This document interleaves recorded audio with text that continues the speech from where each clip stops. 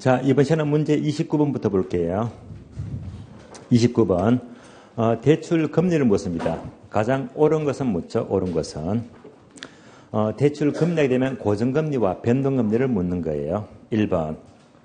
향후 인플레가 상승할 것으로 예상이 되면, 자, 인플레는요, 가상금리가 아니고 기준금리죠. 기준금리 틀렸습니다. 2번요. 차입자 입장에서는, 자, 먼저 이렇게 이해해 볼까요?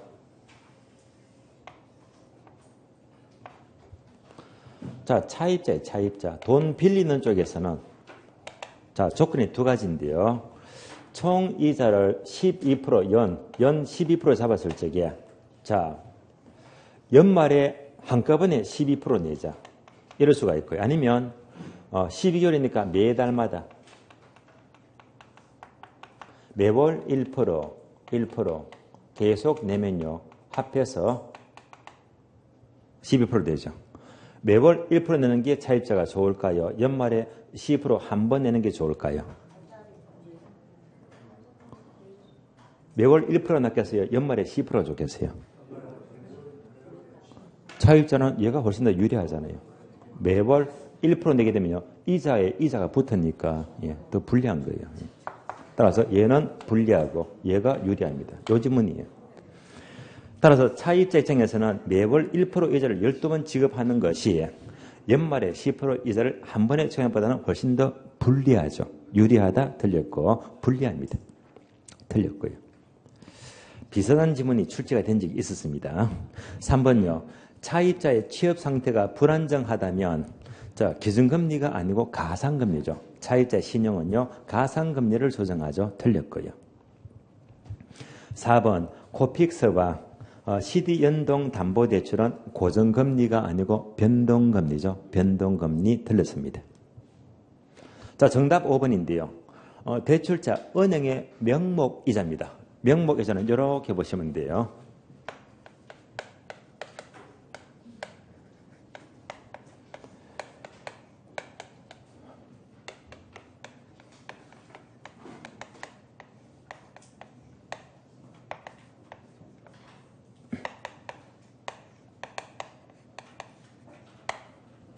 자, 명목이자 이꼴 실질이자 플러스 인플레율입니다.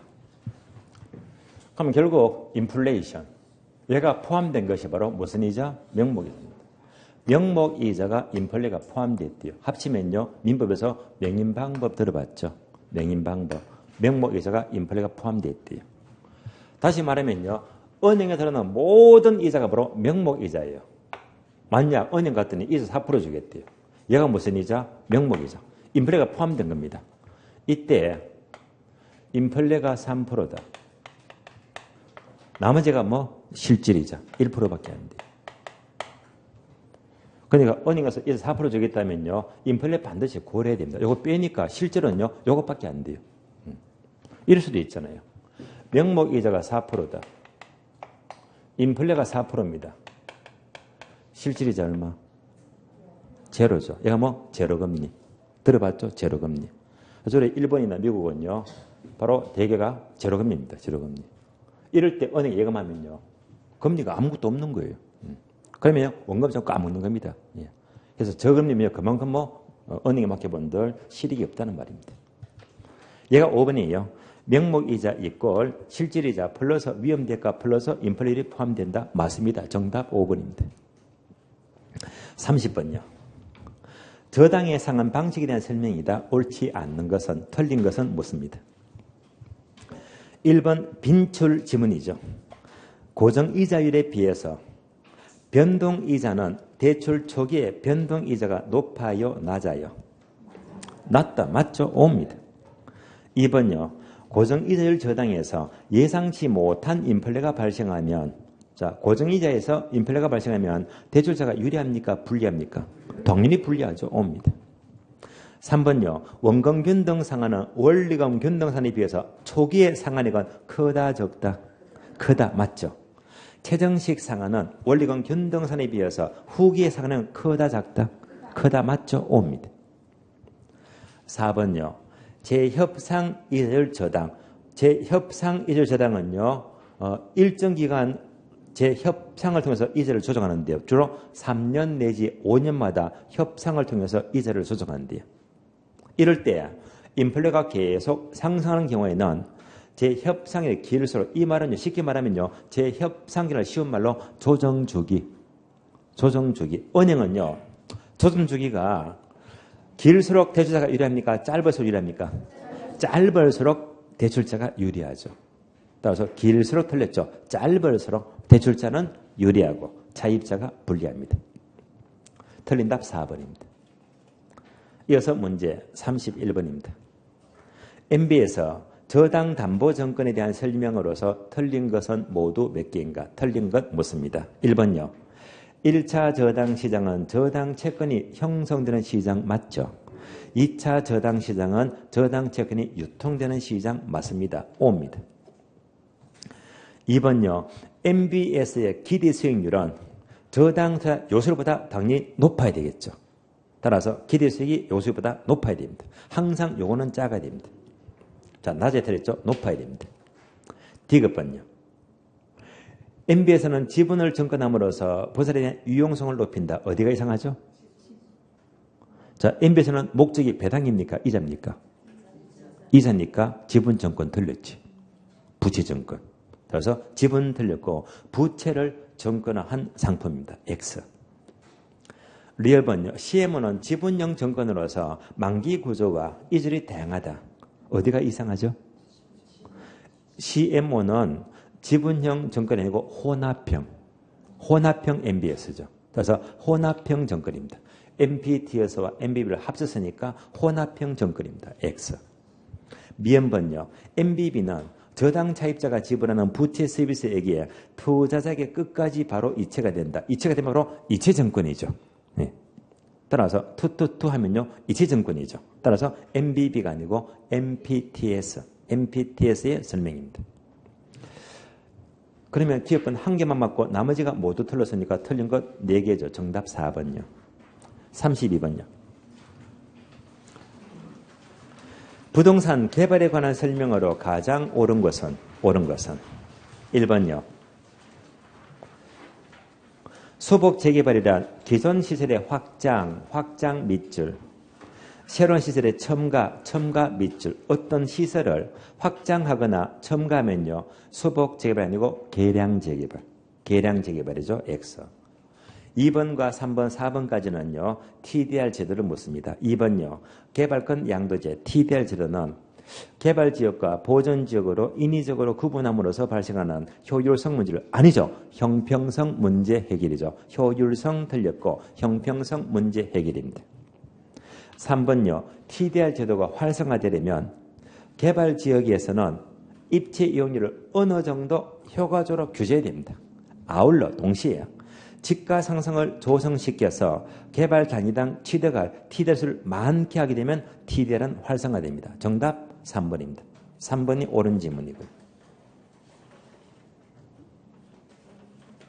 4번요. TDR 제도는 보전지역의 토지 소유권과 개발권을 일체로 하는 틀렸죠. 분리하죠. 분리합니다. 그래서 분리해서 TDR 제도를 발급하죠. 틀린 지문이고요. 5번. 성속도는 개개의 택지에 대한 개념으로서 통상 동일한 택지는 용도가 다른 만큼 성속도는 차이가 없다가 아니고 있다. 그죠? 차이가 있다. 정답 3번입니다. 33번요. 토지 이용에 대한 다음에 설명 중에서 틀린 것은 1번 소도시의 지가 구배는요. 지가 구배가 바로 지가 기울기죠. 지가 기울기는 매우 가파른데 이를 도폐화이라고 한다. 맞습니다. 2번요. 배드타운 침상도시화는 직주분리의 원인입니까? 결과입니까? 결과 맞죠. 결과 공통화 현상 침상도시 맞습니다. O입니다. 3번요. 토지의 집약도를 증가시키는 요인으로는 토지의 부정성 맞죠. 지가 상승, 경영 효율 증가, 규모 경제를 들 수가 있다. 맞는 말입니다. O입니다. 4번요. 입지 잉여는요. 자, 다시 말하면 위치가 아주 양호하다. 위치가 좋을 때 생기는 잉여를 말해요. 따라서 어떤 토지 위치가 좋으니까 한 개지 이상이 되고 또한 그 토지를 채사를 할 수 있는 입지주체가 이용하는 경우에 생긴다. 맞습니다. 5입니다. 틀린 답 5번인데요. 집약한계란 총수익과 총비익이 같아지는 점이다. 총수익과 총비익이 같아지면요. 다른 말로 손익분기점이죠. 손익분기점. 얘는요. 집약한계가 아니고 조방한계. 조방한계 설명이죠. 틀렸습니다. 34번요. 최적의 주ገብ지에 대한 설명으로서 옳지 않는 것, 틀린 것은 무엇입니다. 자, 최적의 주ገብ지는요. 이 그래프를 바로 떠올리고 문제를 푸셔야 됩니다. 그래프도 이제 아시는 그래프예요.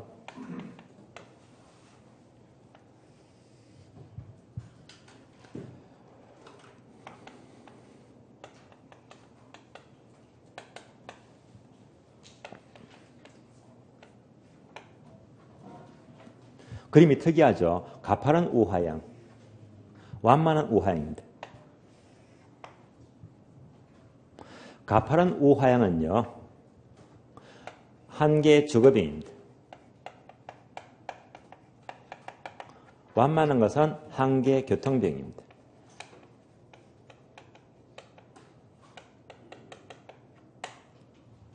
앞에 한 개자가 붙죠. 영어로 마지널 개념이 되고요. 한 개자가 붙게 되면 얘는요. 바로 한 단위당. 따라서 단위당 임대료, 단위당 교통비를 말이에요. 이 두 가지가 모두 거리가 멀수록 왜 점점점 작아지느냐. 당연한 말입니다. 도심지가 단위당 임대료가 너무 비싸잖아요. 거리가 멀수록 임대료가 가파르게 낮아집니다. 단위당 교통비도요. 도심지가 연비가 많이 먹히죠. 그래서 많은 거고요. 외곽지가 연비가 작게 먹혀요. 그래서 완만하게 내려갑니다. 따라서 결론, 한 개자가 붙게 되면요. 양자가 일치하는 점, 얘가 바로 최적의 주거입지가 돼요.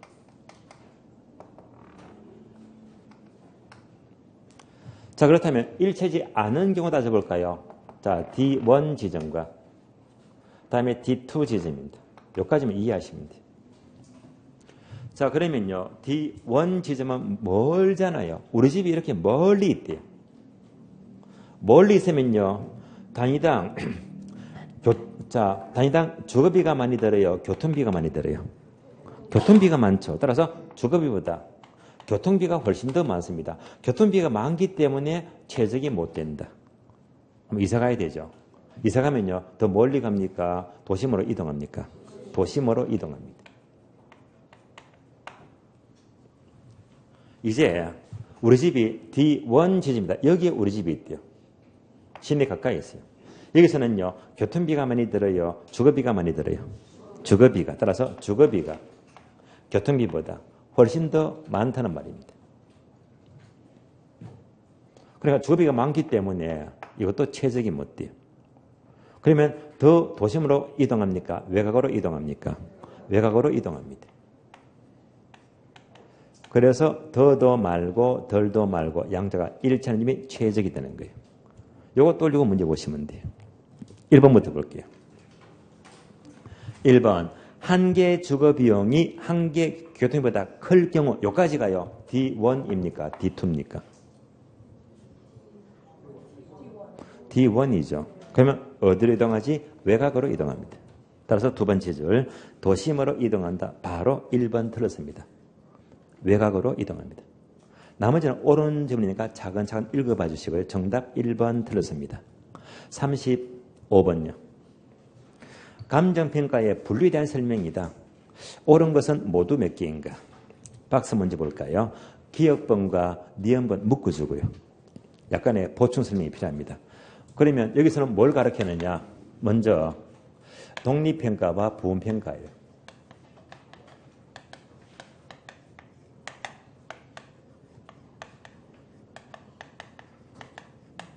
이 두 개 단어는요. 우리나라 용어가 아니고 일본 용어입니다. 토지와 건물이 결합이 되었어요. 복합부동산. 여기서 땅값만 필요합니다. 땅값만 필요해요. 그런데 위에 건물이 있잖아요. 건물을 있는 걸로 볼까? 건물 없는 걸로 볼까? 결론, 건물 없는 걸로 보는 게 독립평가, 건물 있는 그대로 보는 게 부분평가입니다. 얘는요, 건물 없는 걸로 보니까 낮이를 보고 평가하자 해서 낮이 상정평가입니다.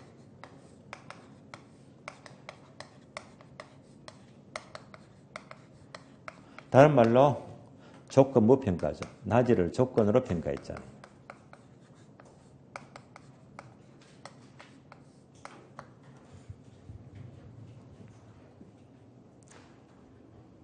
숫자 넣을게요. 토지 가격 2억 잡을게요. 건물은요, 너무 오래되었어요. 철거 직전입니다. 철거비가 1,000만 원 들어가요.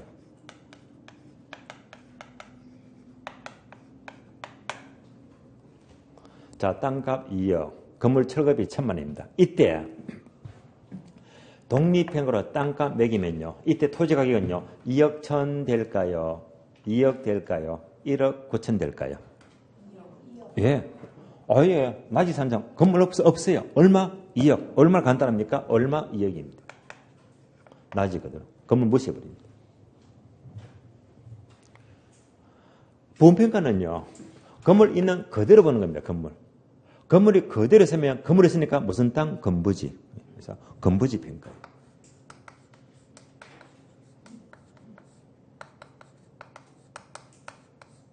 건물 있는 그대로 보니까 현재 있는 그대로 현황 평가입니다.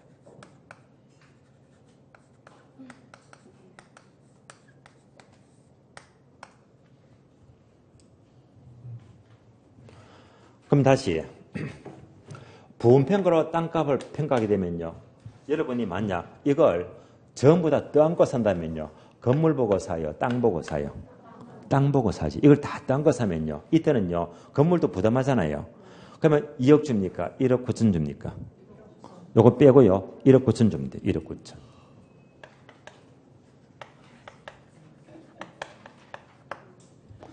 건물 다 부담하니까요, 이때는요, 건물이 있으니까 건부감가를 고려합니다.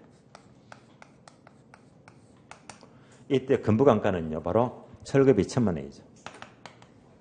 철거비 1,000만 원이 건부감가액입니다.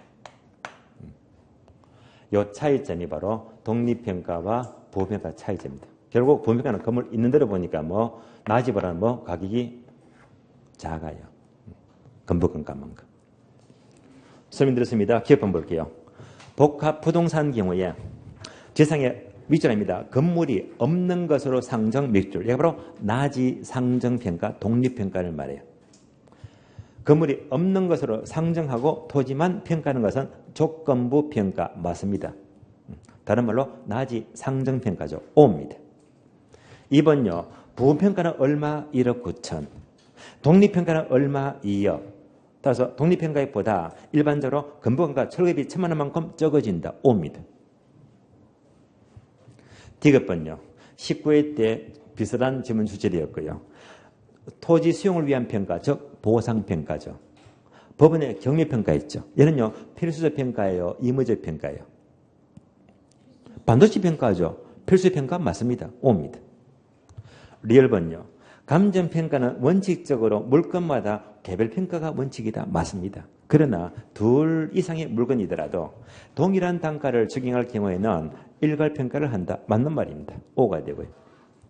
5번째, 일체로 이용되고는 대상 물건의 일부분에 대해 일부분 동그라미.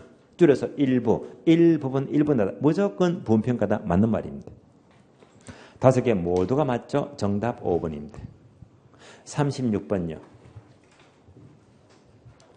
부동산 가격 재원칙의 설명이다. 옳은 것은 모두 몇 개인가? 기업번요. 추가 투자의 적정성 판단과 관계된 원칙은 기원칙이다. 추가 투자 기원칙 맞습니까? 맞죠? 5. 니은번요. 부지와 건물의 부적합 판단은 적합의 원칙입니까? 균형의 원칙입니까? 균형 맞죠? 이거잖아요. 부지와 건물의 부적합. 이 자체가 바로 내부적인 문제니까 바로 균형의 원칙 맞습니다. 이 질문도 잘 나오죠. 균형 맞습니다. 5가 되고요. D급번. 토지잔여법의 근거가 되는 것은 수익 최정책 원칙이 아니고 무슨 원칙? 수익 배분의 원칙이죠. 토지잔여법은 수익 배분의 원칙입니다. X. 리얼번. 3방식의 이론적 근거가 되는 것은 대체 원칙이 맞습니까?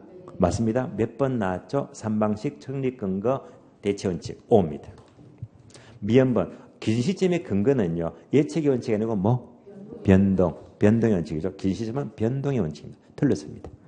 옳은 것은요. 기업은 주가투자 개입원칙, 니은번 부지건물 부적합 균형의 원칙, 리얼번 삼방식의 근거 대치원칙. 3개가 맞네요. 정답 3번입니다. 37번요. 환원율에 대한 설명이다. 옳은 것은 모두 몇 개인가? 옳은 것 묻습니다. 기업번 환원율 관한 방법은 시조, 투, 엘부 5개 맞죠? O입니다. 니은번요. 환원율은 대상 물건의 전 내용 세척되는 이율 맞습니다.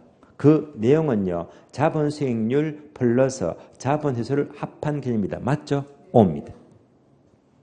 D급번요. 시조 투 엘보 중에서 조성법은 환원율은 순수율에 위험률을 참작해서 온다. 위험이 반영되면 무조건 조성법이다. 맞습니다. O입니다. 리얼번요. 물리적 투자결합법은 저당과 지분에 대하여 자 저당 지분하면요. 지분 저당 들어보셨죠? 지분 저당과 하면요. 물리적이 아니고 금융적 투자결합법. 금융적이죠. X입니다. 5번째 부채 감당법은 지분 투자 입장 바로 틀렸죠. 저당 투자자 은행의 입장입니다. 지분 틀렸고 은행 저당 투자 입장에서 공식은요. 부저저 따라서 부채 감당률 저당 비율 저당 상수 부저저가 모두가 저당 투자자 입장입니다. 틀렸습니다. 옳은 것은요. 앞에 거 3가지 기억 니은 디귿번 3개죠. 정답 3번입니다. 38번요. 감가수정 방법에 대한 설명이다. 틀린 것은 1번요. 감가수정의 방법은 내용연수법, 관찰감가법, 분해법, 시장추출법, 임대료 손실 환원법이 있다. 5가지 O 맞습니다. 2번요. 정액법은 주로 건물이죠. 따라서 감가누계액은 경과년수에 정비례하여 증가한다. 맞습니다. 이를 직선법이라고도 한다. 맞네요. 이어서 정률법은 주로 기계죠. 초기에 감각이 많기 때문에 그만큼 안전하게 자본을 회수할 수가 있다. 맞는 말입니다. 3번요. 관찰감가법은 직접 눈으로 관찰하니까 외부에서 관찰할 수가 없는 기술적 하자를 찾기가 쉽다가 아니고 어렵다. 어렵다는 단점이 있죠. 정답 3번 틀렸고요. 39번입니다. 부동산 가격 공시질에 대한 설명으로서 옳은 것은 1번요.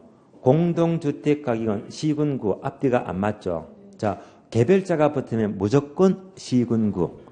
개별자가 안 붙고 공동주택은 무조건 국장. 그래서 시군구 틀렸고 국토부 장관이 있죠. 국장 틀렸습니다. 2번요.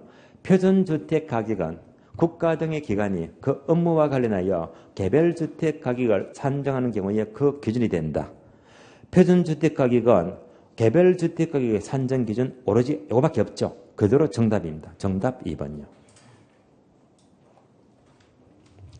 3번요. 감정평가업자가 타인의 의뢰에 의해서 개별 토지를 평가할 때는 개별 공시지가 기준 아니죠. 표준지 공시지가죠. 표준지 공시지가로부터 개별 토지를 평가합니다. 틀렸고요. 4번요. 시군구청장은 매년 4월 30일까지 개별 공시지가를 결정한다. 개별지가는 4월 30일 아니고 5월 31일이죠. 따라서 개별지가는 5월 31일까지 결정 공시합니다. 틀렸고요. 5번요. 국토부 장관, 국장은 3번째 줄 개별 공시지가. 개별은 무조건 국장이 아니고 시군구죠. 바로 틀렸습니다. 정답 2번입니다. 마지막 문제 봅니다. 다음 자료를 활용하여 수익환원법으로 수익 가격 구하시오. 그러면 수익 가격은 공식 아시죠? P 꼴 R분의 A가 됩니다.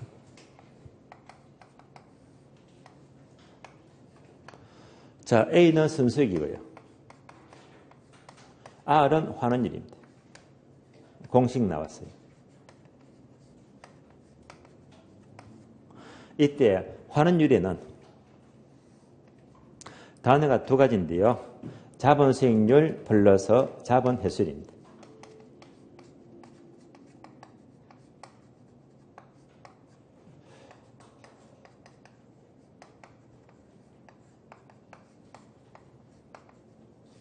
이때 잡은 회수율이 상각률입니다. 얘를 안 줄 때가 있어요. 이때 안 줄 때 크게 네 가지인데요. 직직, 연상 들어봤죠?